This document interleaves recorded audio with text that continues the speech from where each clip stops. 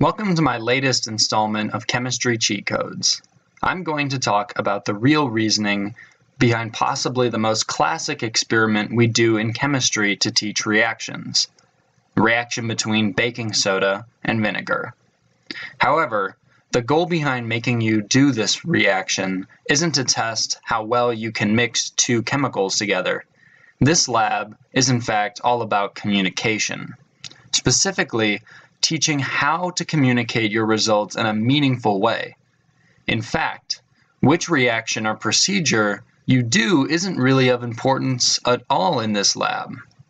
This lab could be taught with a number of reactions or experiments. The meat this week is in learning good notebook etiquette and practices. So that is what this video is going to be all about. Let's start with this question. Why is communication important as a scientist or engineer?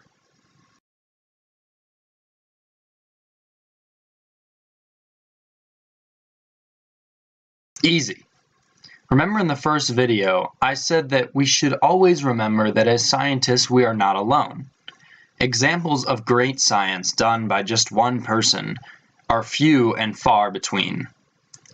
For examples of gradual improvement manifesting into incredible discoveries about the universe, I suggest looking into the history of theories of heat and work, manifesting themselves eventually as the first and second laws of thermodynamics. Great discoveries are made by many people talking to each other about what they have found, what mistakes they made, and most importantly, how to improve on those mistakes. In ChemLab, the point of your notebook pages is to first practice for the real world if you do ever have to keep a lab notebook, and second, to show us what you know and that you are actually thinking. There are 5 things that are always good to have in your lab notebook, and I'll let your TA tell you what they want in your lab notebook, but typically they're going to want a purpose statement, a hypothesis, a methods section, a data and observations section, and a conclusion. Now obviously, do whatever your TA tells you to. They give you the grade. But here's what I would do to really knock their socks off. Going back to episode 1, it's all about error and how to mitigate error. This is by far the most important concept of lab, and you need to show your TA in your notebook and report that you were thinking about error throughout the experiment. The sections of your notebook that you get to hit on this in are in the methods, data and observations section, and conclusion. You begin to talk about error in the methods section by avoiding the all too appealing to students strategy of just copying the procedure into the notebook. You're not going to believe this, but the procedure we give you in the pre-lab isn't always perfect. In fact, sometimes it's riddled with error. Sometimes it's actually on you to identify the error-prone steps and fix them by writing into your methods the solutions to these problems. This shows that you are not just a calculating drone and you can use your brain, a quality that is sometimes very lacking in STEM students.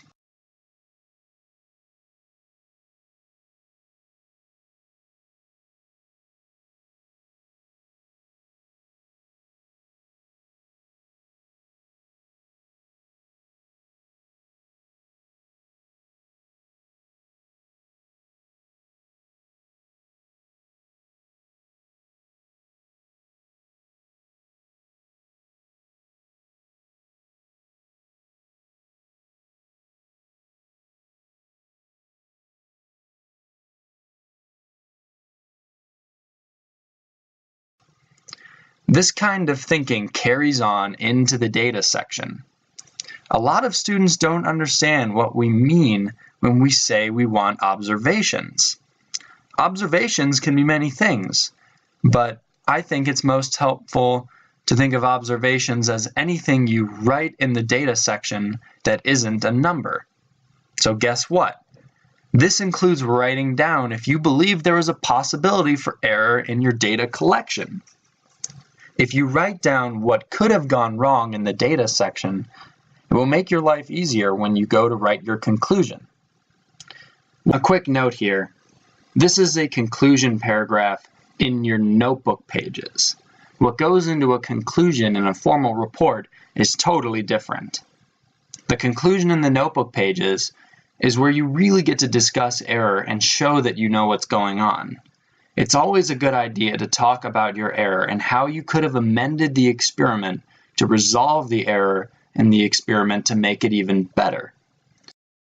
When you really think about it, scientists discussing error within their experiments is the reason why we are where we are today. I will let your TA tell you more about how to go about writing technically and clearly, as well as the nitty-gritty grammar nuances that go into technical writing.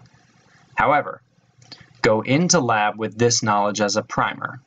Think about error and how to communicate it well in this lab and every other lab you do, and you will find yourself getting higher grades on reports in all other departments as you are thinking more deeply about the experiment and even how to better it. This bolsters your critical thinking skills and your understanding of chemistry. Thanks for tuning in. This has been another installment of Chemistry Cheat Codes.